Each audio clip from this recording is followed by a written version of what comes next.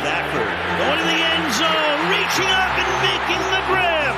Odell Beckham Jr. Stafford buys time, protection is good, and so is the pass. Henderson came out of the backfield. Jefferson in motion. Henderson, nice cutback. Stafford rolling and throwing, caught, touchdown.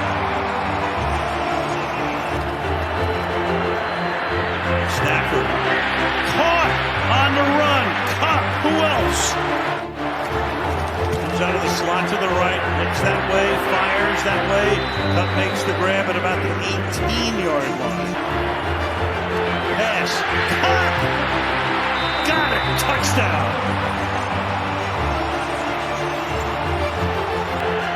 Burrow trying to keep it going, gets spun down, gets it away, and incomplete. It looked like P-Ron might have had a shot to make the grab, but the Rams now running down to celebrate with a defensive play. And guess who?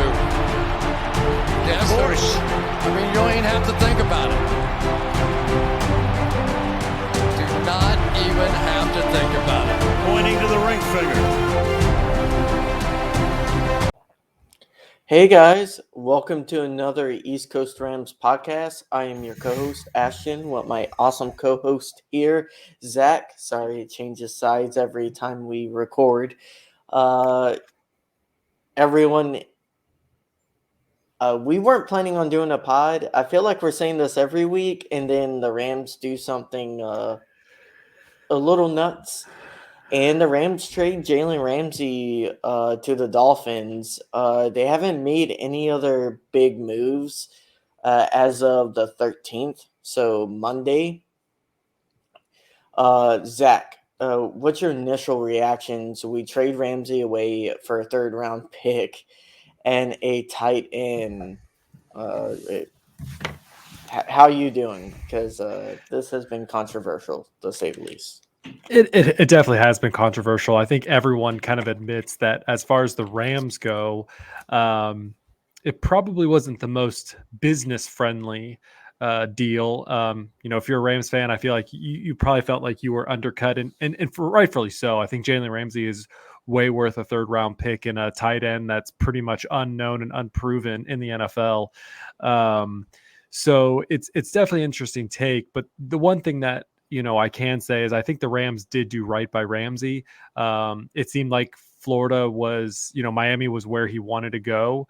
He mentioned that in his tweets that he was praying about it over the last couple of weeks, that he would be able to move there. And, it just seems like it's probably a good fit for him. The writing was on the wall. As much as even I said that I thought that he was going to stay, I never thought that they would get, move on from him for just a third round pick, but they did. And that's the deal that was dealt. And, we're going to have to move forward with it. What are your initial thoughts? Well, I wish I was the wrong one on this side of opinions, Zach, when we've been kind of going over this on the pod. I really wish you were right. I wanted him to stay. I didn't think the benefits, at least for next year, we're going to be big enough if we didn't get a certain amount in return. And I didn't know if that market was there or not, right? Like, I'm not a GM. I'm not getting calls. I have no clue the kind of market other teams are looking at for him. And if you told me a third-round pick and this tight end, I would have said no. And I understand, guys, we did listen to 11 Personnel podcast. I would recommend listening to that first. Coming back, and it gives you idea kind of at least what the team was thinking and approaching this from. And it's just a little nuts to me that they weren't – I don't even think they were getting second-round picks, Zach, as offers. And in my mind, you're only saving $5 million next year. Next season. And yes, we get a lot of cap savings in 2024 because of this. But this is a team that I feel like their tone is coming off as they don't expect to be contenders, but they want to be competitive. And I understand that kind of mindset because it feels like the front office trying not to lose McVay, but also have a rebuild. And it's hard to do both at the same time. And you're sending the fan base mixed signals. I feel like you're sending mixed signals as a strategy that's causing teams to know you're sailing, and you're getting a third round pick for a Pro Bowl. Now, I would have been upset if we got a second round pick, but it would have been, if it was a high second round pick, it would have been annoying, but at least a decent enough pick in the top 50 where you can get a respectable, not respectable, but you get a higher percentage chance of hitting on that pick. And it's just, they kind of painted themselves into a corner. And I understand they made a hard line, and this is, at least, you tell me, Zach, if you disagree. It feels like they made a hard line on 2024. We are not having any extra dead cap. We're not having any money on the books 2024. Does that mean they're going all in 2024? I have no clue. Does that mean 2024 is still another rebuilding year? No clue. And guys, don't get hung up on remodel, rebuild. The words don't matter. It's the strategy. Zach, do you believe that's the direction they're going? Is no cap 2024? I think that is kind of where we're seeing them move towards. It's they're kind of, you brought something up, and it does resonate, and it's kind of been shown, is like the Rams were showing their hand. I mean, the Rams were over the cap. They had to figure out how they were going to get under the cap. And so the rumors were flying around. I mean, they released Bobby Wagner, a player who was dominant for that team, the only player who was really dominant in the 2022 season. You had the trade rumors around Jalen Ramsey up until this point. Leonard Floyd, not even trying to really find a trade for him. They say trade or cut, and if no one's going to trade for you if you knew that player is going to get cut and you're going to be able to pick him up without having to provide any draft capital. Then you have the Allen Robinson, trying to find him a home, whether he finds a home or not. I mean, the Rams will keep him, obviously, if that's the case. But then you just look at the list of free agents that are out there. Well, I mean, they have to. I mean, it doesn't make any sense to cut him. They will save zero money in that deal, and they'll eat way more dead cap than they can. So I don't think that they can cut him. They would have to trade him to make it any sort of a smart move. Not saying that the Rams are making smart moves, but it is what it is. I mean, it's a fire sale, it seems like. I mean, you have free agents like, and we'll talk maybe a little about them in a minute, but like Nick Scott, Greg Gaines, Copeland, Matt Gay, even Baker It sounds Mayfield. like we're not going to re-sign almost anyone. Yeah, I mean, that's kind of how it looks like, and so we'll kind of go through that in a minute. But the only thing, so Ramsey goes to Miami for a third rounder, and we get Hunter Long, which we'll talk there goes about your him pick in a minute. idea, second round for a tight end. I know that really just blows. Unless that if we up trade out of the water. Higbee, which I still think is on the table, honestly. Well, we can't. I mean, he's a free agent, so it wouldn't even be trading Higbee? him. It just, yeah. I thought Higbee is a free agent. I can look that up in a minute. I think he's still under free contract. Agent I think he's on contract for 2 years. Double check that, bud. Yeah. But he only saves. I mean, he had opened up $5.6 million in cap space. We're still technically over the cap by a couple million, and we have less than 48 hours. And to get that. I know what everyone is saying. Yes, we understand they save a lot of money by doing this in 2024. Okay. But this is a team that is saying it wants to be competitive, right, Zach? Right. Next year. But yet you trade your second best, some say best defensive player from last year, Aaron Donald was hurt most of the year. It was either Bobby Wagner or Ramsey. You cut one, you traded the other, and you're still trying to say you want to be competitive. And then you want to say you're doing it because you want to refocus on the offensive side of the ball. Who you think you're going to get in the draft in the third round? Like, Right. you haven't been drafting Cooper Kupps in the third round. You haven't even got another Cooper Kupp in the second round. So it colored me skeptical. Now, hey, they could hit on every draft pick in the next year's draft, Zach. And if they reload, they can be competitive in theory if they hit on every draft pick. And the Rams have missed a lot of their picks in the last 2 years. Let's just be frank, guys. They have been hitting, or they've been missing a lot of hits in the draft. And you were right about Higbee. Higbee is still under contract through 2024. Yeah. So you're talking about a team that has mostly gotten all of its talent through trades, saying we're not trading anymore. We're selling our players, if anything else. And they have no money in free agency to sign anyone this next year. And you're telling me you want to be competitive. I mean, just Now, listen to this notable free agents that are up. You have Coleman Shelton, which I think is a must resign.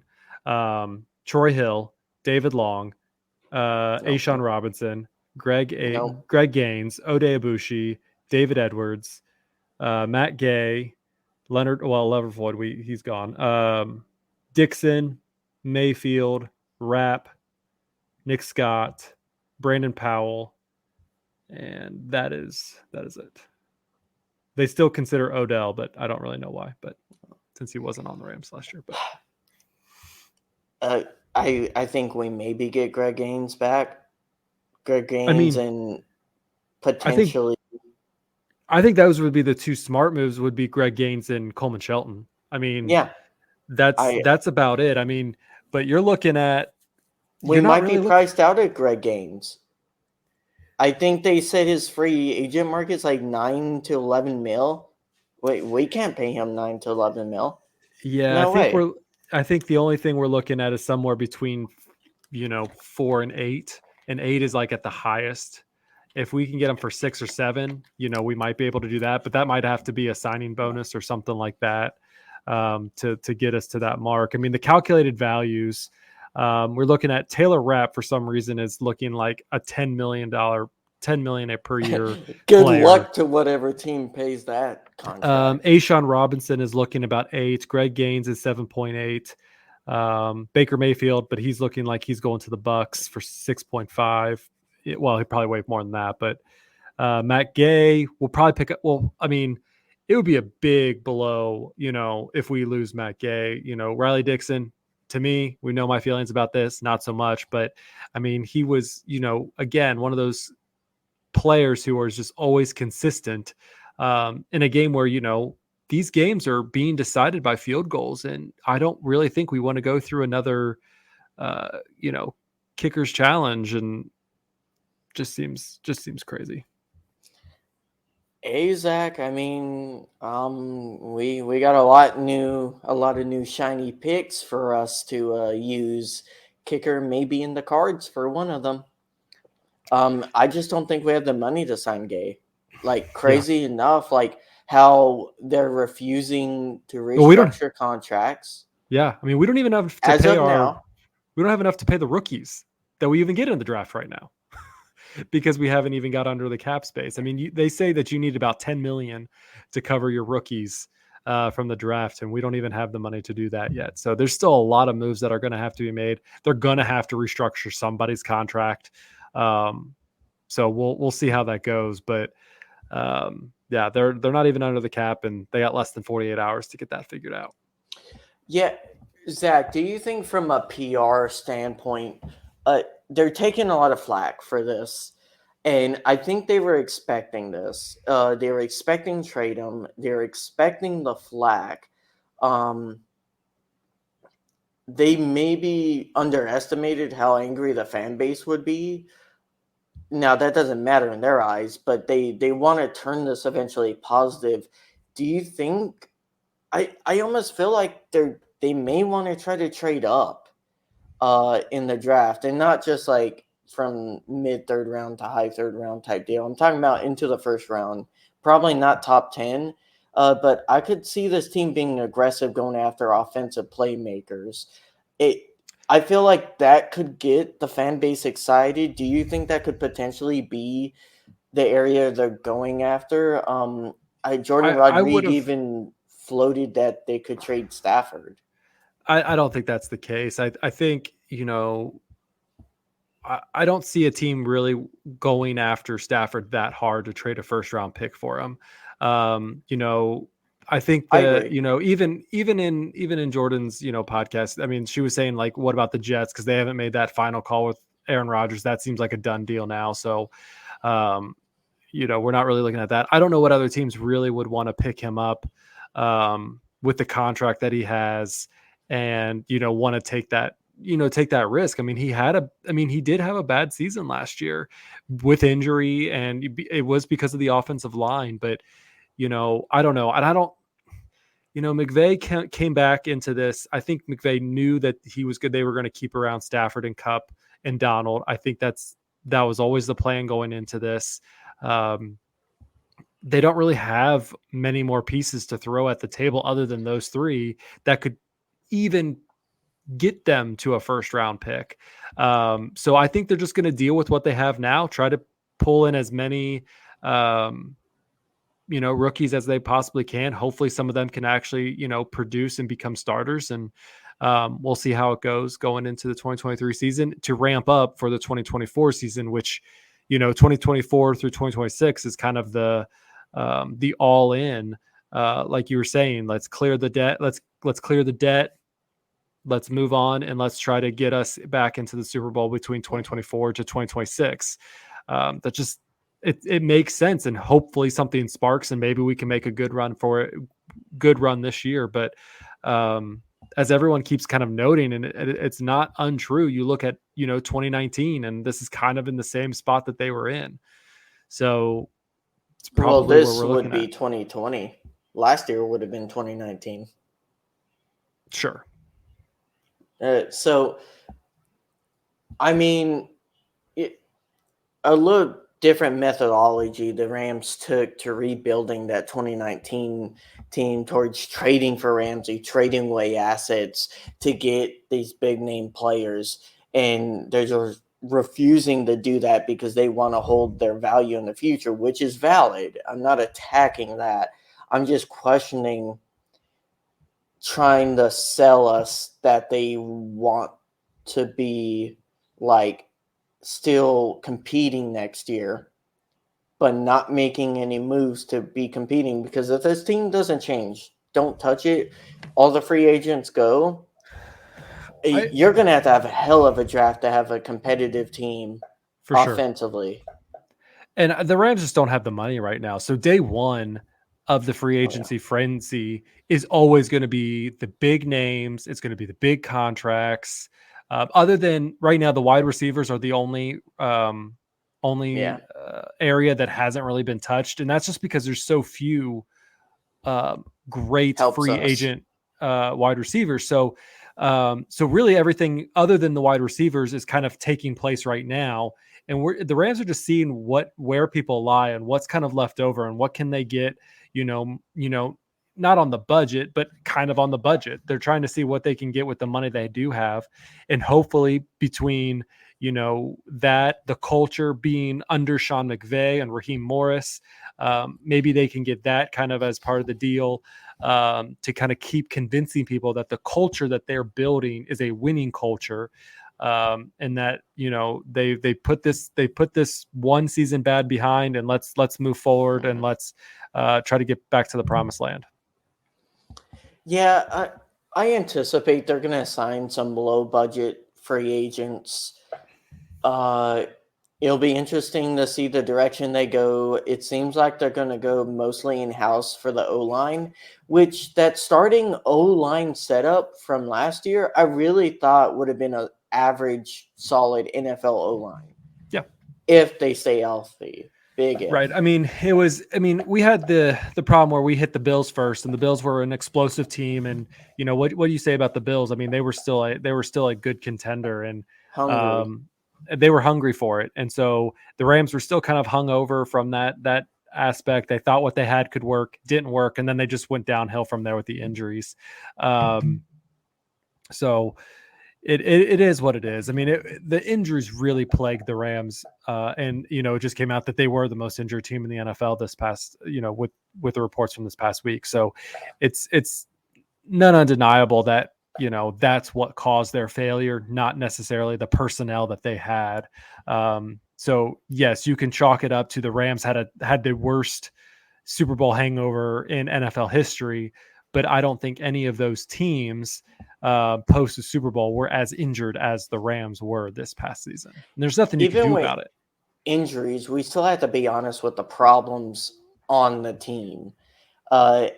Even when the O-line started to get somewhat healthy, still may have not been like quality-wise as good as our starting five.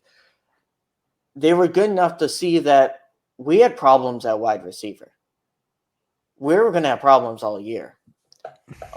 Stafford was having some problems, even though I don't think they're as big as people think they are. I mean, we just don't know because entire secondary had an issue outside of Ramsey, and we got rid of our only good secondary player. Nick Scott is fine, but he's a free agent. I mean, Kobe Durant was good for a rookie. Like, you better hope he makes the jump, and you're going to have to sign some veteran free agent to kind of help these rookies along, because most of the rookie cornerbacks look lost outside of Kobe Durant. I mean, Zach, this team has a lot of holes, but yet they're telling me they want to compete. And I think this team has we'll shown when they want to compete, they make trades, but they're not doing that. But I think the Rams are going to move on. They're moving from what the last couple of years they've been good at, and that was their defense.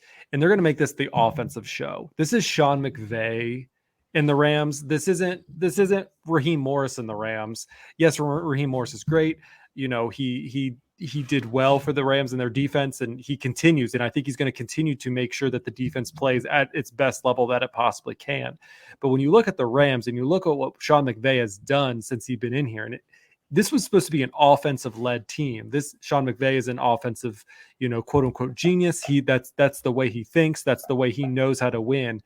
And if he's scoring less than 30 points per game, he probably considers that a failure. Like, we need to ramp up and we need to continue pushing that envelope. If we're going to win games, we're going to do it with our offense, not with our defense. Because clearly our defense tried their hardest. And there was games out there where they were stopping them. They were holding them to a field goal. They were stopping them in the red zone, getting turnovers, and that the offense could not do anything with it.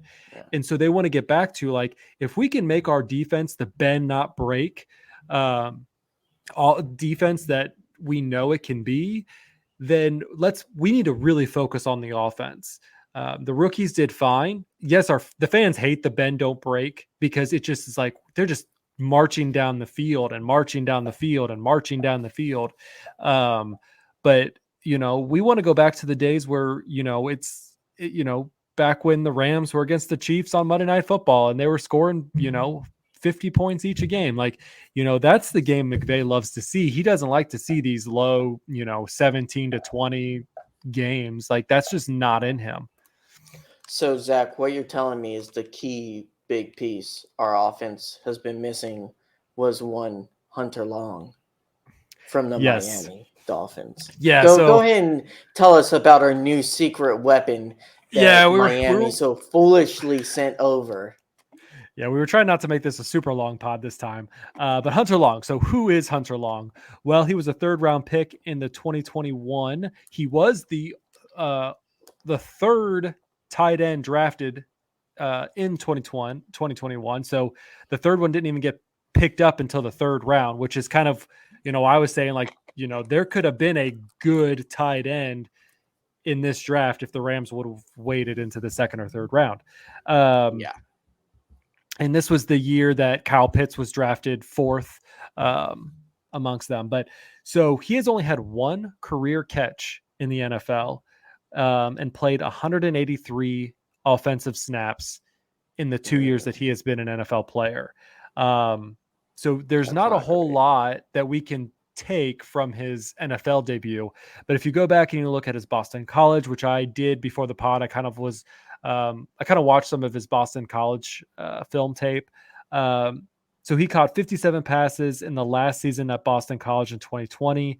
Had some impressive plays during that time. I mean, he had a lot of one-handed catches. He was actually averaging 14.6 yards per catch in college, which is really great for a tight end. And he had 28 receptions in 2019. So you look at that tape and you're like, not too bad, but it's his NFL career. And obviously I don't follow the Miami Dolphins, so I'm not really sure how well they do in the tight end sphere, if they were just competing by that point, or he was just a defensive, a blocking tight end. At that time they were drafting a lot of receiving tight end under their previous head coach. And whenever they brought in Mike McDaniels, they switched to a more blocking tight end, kind of like a prototype as a tight end. And that's why Mike Gesicki dropped off a cliff in production last year.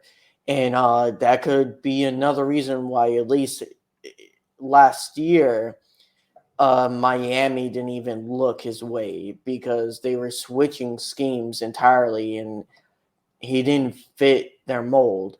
And my issue isn't necessarily with him as a player, or let's say he's another George Kittle and he ends up being the best Rams tight end of history. That still doesn't make this trade a good trade, because at this time he has no value to the Rams. You could have traded it for this guy with a 5th round pick, 6th round pick maybe. So we traded Ramsey for a 3rd and a 6th. Or a 3rd and a 5th. Or let's go at his value, 2/3. That's still not enough, and we should have got more. But for him specifically, McVay likes taller tight ends. He wants very athletic tight ends. He wants catching tight ends. Now, he wants them to be able to block too, and that's why Higbee has stuck around, and all of our other tight ends have struggled. And I'm going to be interested to see if Long can block good enough for this offense. Yeah. So we'll see what happens, but he's now on our roster behind Higbee for now. So we'll just kind of have to see how the cards get played out. So kind of summarizing our draft order as of right now with all the stuff that's happened. The Rams still have their 2nd round pick at number 36. They have 2 3rd-round picks, 69 and 77 from the Dolphins. Round 5, they have 167, 171, and 177. In the 6th round, they have 182, 189 from the Titans and 191 from the Packers. In the 7th round, they have a 223 from Detroit and 251.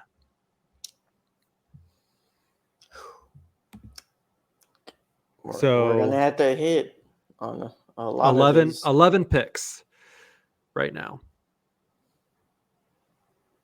So we'll see how it goes. And then kind of summarizing the free agency stuff that's kind of gone on. We've kind of already discussed a few of these, but just real quickly, Nick Scott, someone who we thought that the Rams probably could still pick up. He's kind of gotten a lot more recognition in the past couple weeks. So his value is kind of increasing. His most notable suitor right now is the Giants. So I like Nick Scott. I think he's super undervalued in the role that he played. he played in all 17 games last season. 16 of them was the starting, and he played 99% of the defensive snaps. I mean, geez Louise, we're getting rid of almost every player that had played every single game in the 2022 season on defense. Some other notable stats just from him. Scott recorded 150 total tackles, 4 interceptions, and 2 forced fumbles with 9 passes defended in the 4 seasons that he was with the Rams. And like I said, I just liked him. I think I've called him the sniper a bunch of times, and it just seemed to, especially in a lot of those the second half of the season games, that he was making the big plays. Like, he was able to sniff out where those balls were being thrown, and whether he was able to deflect it or not, he was still able to get there and make the tackle. So, if he does end up walking and going with another team, again, it's just one more piece of this defensive puzzle that they're going to have to solve when the safety position specifically, if you lose both of your safeties with Taylor Rapp and Nick Scott, you're really putting your secondary into a bit of a much bigger hole than you were already in. Any thoughts about Nick Scott? I mean, I've always liked Nick Scott, a good tackler. I feel like he struggles in coverage sometimes, but overall, he was a decent NFL safety. And, the Rams have a tradition of being really good at getting safeties, and I feel like we've been going downhill a little bit slowly in the last 2-3 years. Nick Scott was a bright spot in that room, so to say, in the last 3 years. We just have to try to get back to having better safety play. It's very integral if you don't have a lockdown corner, which we do not anymore. You thought it was bad last year, and Ramsey is getting run past. Imagine DBs that won't even realize they're getting beat. Like, that's when those wide open touchdowns without Ramsey getting overthrown and them saying, "Oh, Ramsey lost," when in reality he's just trying to cover over someone's blown coverage. They're going to just be out in the open and just scoring wide open touchdowns. I mean, especially in the NFC West, when we have to do Metcalf twice a year. If D-Hop stays with the Cardinals, that's twice a year. You have Deebo Samuel and Ayuk with the 49ers twice a year. Like, geez Louise, this defense is going to get tested beyond anyone's belief. Not to mention what the 49ers did today and how their defensive front is just going to be a nightmare for our offensive front. So moving on from that, the Rams did do something this evening, which is interesting. But all they did was they have tendered Michael Hoyt as an exclusive rights free agent. So in 17 games, 6 starts last season, Hoyt had 4.5 tackles, which I think 3 or 4 of them were in one game. 9 QB hits, finishing with a total of 36 tackles. He was playing kind of a little bit off position. He was more of an edge rusher, opposite of Leonard Floyd. So this was kind of a must, only because literally since they lost Floyd, they had nobody on the edge. And they stopped putting him on the edge when they kept on running at him. That's true. I mean, they had to literally move him back out of the position, and I don't blame him. It's not his natural position, and it's not. I don't blame him for trying it. He clearly wasn't working out. He was overshooting very constantly, and they ended up having to rotate him back into the interior. I think that was the problem. Is he was quickly found out. When he had his 3 or 4 sack game, I think he was exploited after that fact. And so the teams just knew what to do after him. Is if you could just get around him, he's not going to be able to stop you. And that's what they did. They always tossed the ball out, either to a receiver or the running back. And Hoyt was just trying to get to the quarterback faster than they and I obviously got the ball out faster than he could get there. So he had no read the play, which that's a quality people don't give Aaron Donald enough credit for. He knows whenever you're lining up, like your potential options, what kind of plays you play out of that formation, what you could do. And as the players are moving and you're snapping the ball, he is reading that on demand and able to make a play. For sure. I'm not saying Michael Hoyt needs to be Aaron Donald. I'm just saying he lacks some of that so far ability to read the play. So hopefully he grows. I've always liked his game. I felt like he was a good depth piece, and hopefully he grows into something more like, Joseph Day. Like, we have a tradition of these D linemen kind of growing under AD and being able to carve out bigger roles. Yes. The only two other notable notes for free agency is the Rams are not placing restricted free agent on Marcus Copeland, and then the Bucks are looking to pick up Baker Mayfield. And in that regard, that does help us out in 2024 when we could get a compensation pick from Mayfield. So we're going to have a very big day 3 of the draft, Zach, both this year and next year. Tell you that. For sure. So that's all we got for today. Trying to make it quick and short, shorter than normal. 34 minutes is still seems long for some people on their podcast, but we want to try to make sure that we're kind of keeping the news up to date as quickly as we can. So, we may be throwing out these podcasts a little sooner than normal, depending on if there's any big news that comes up. Do you want to add anything before we wrap it up? Nope. Go Charleston this Thursday, going against San Diego State. It is only our 6th time in the tournament, Zach, and we are 1-5. So I love our chances. Our chances. So. Well, good luck with that. I'm in Indiana, so it's either Purdue or IU. I really could care less of which one goes anywhere, but Purdue is a number 1 seed in their bracket or in their division, so we'll see what happens. Boilermakers, Hoosiers, do something, I guess. People in my life will probably be happy. I don't know. That's all I got. I don't watch March Madness, unfortunately. So it's either that or sailing from my college. Come on, guys. I don't get a lot of choices. My college has only 2 sports they're good at. I don't know if my college has ever been into the NCAA tournament. So, there's that. All right. Well, I think we're going to wrap this up with this episode of the East Coast Rams podcast. Again, thanks everybody, guys, for sticking with us and listening to our rants sometimes. You can always find us on our Twitter. That's where we're most active. You could find mine at Zach Mayer. You could find Ashton at Ramfan Ashton 1. You can find our official Twitter account at East Coast Rams. Please make sure you like and follow all 3 of us. We're consistently posting about the newest Rams takes and news that keeps coming out, and just kind of seeing what we think is happening within the Rams organization. Obviously, none of us know exactly what's happening, but we can make some pretty good guesses on past experience. Also, make sure you subscribe to our YouTube page. We are video. We're out there on the videos. We're not on TikTok, but we're at least we're on the YouTubes.